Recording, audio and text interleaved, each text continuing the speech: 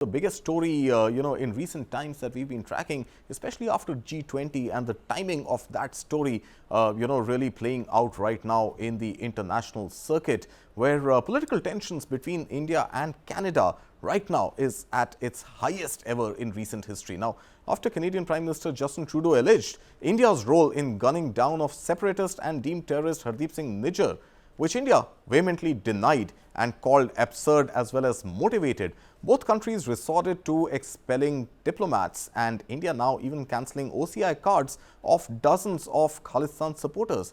Now, the big question we really need to ask today is, will escalated political tension de-escalate trade? Let's sample this.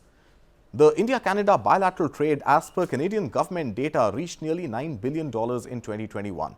And broadly, this is what it looks like. India imports fertilizers and energy products like coal, and coal's byproducts like coke and briquettes from Canada. On the other hand, India exports consumer goods, garments, engineering products like auto parts, aircraft equipment and electronics to Canada. Now, overall in the pecking order, Canada is India's 17th largest foreign investor, pouring in more than $3.6 billion over the last 2 decades.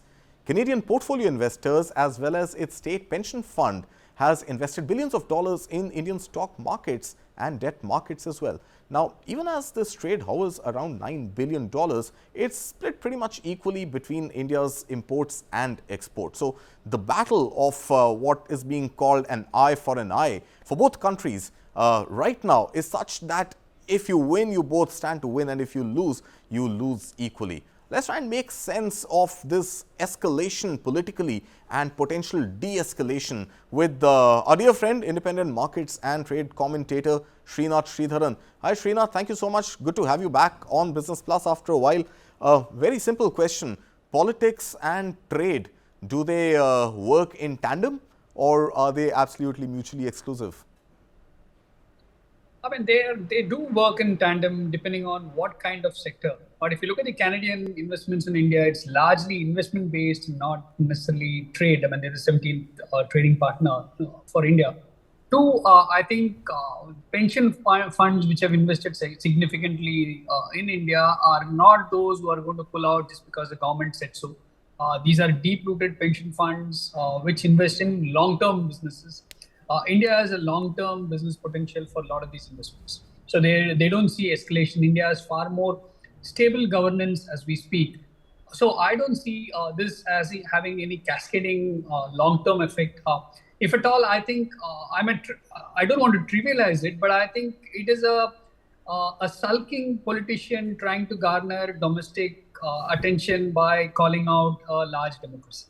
I mean, I would probably bring it down to that extent. I mean, not really anything else. Yeah, sure. I am not sure I disagree with you completely on that, Srinath, if at all I agree with you. But largely, I think the question I want to ask is that, and let's just talk geoeconomics and leave aside geopolitics right now.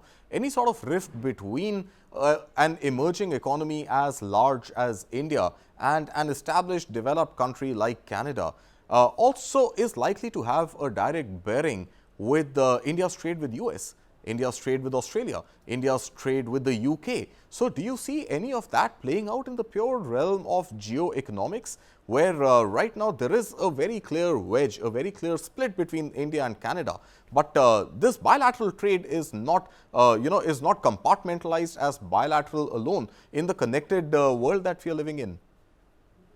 See, connected world, absolutely yes. But it also shows how Europe has behaved in the entire Russian sanction game in the last 1 year, right? I mean, they all spoke about sanctions, but yet each of them were dependent on Russia for large commodities, including oil. And they found a way, including working with India to get those, to keep them warm in the winter. So I think whether it's Australia or whether it's the US, they always also played what is good for them bilaterally. I mean, while they're all part of the large multilateral institutions and regional blocs, they will have to appease to their own population. Look at US, for example. Despite all the stands it speaks or it has spoken about China, and despite all the controversies about China and COVID-19, has US stopped anything? I mean, they made all the nice optically sounding good rhetoric about we will shift our supply chains to regional supply chain. Yet Chinese factories power bulk of the US households, and that's a reality that they can't get away with. So I don't think US or UK or Australia are going to burn their bridges with India. Each of them need, I mean, India today offers two aspects, according to me, to the globe. One is India is a large consumption market, not necessarily by value, but definitely by volume. And those numbers are picking up constantly as Indian GDP grows. Two, I think more importantly, for each of the long-tailed investment vehicles, when I say long-tailed, I'm talking about pension funds, insurance entities, large family offices from US, UK, Australia. They're all, mind you, they all have good, deep pocketed insurance and pension funds, and they need locations elsewhere outside of the usual known suspects of each other and Europe. So, which is why India is a very, very attractive destination for them. Until recently, India had a lot of what they would have called as a governance risk premium attached to every return expectation. Not necessarily anymore. Not anymore. Not anymore.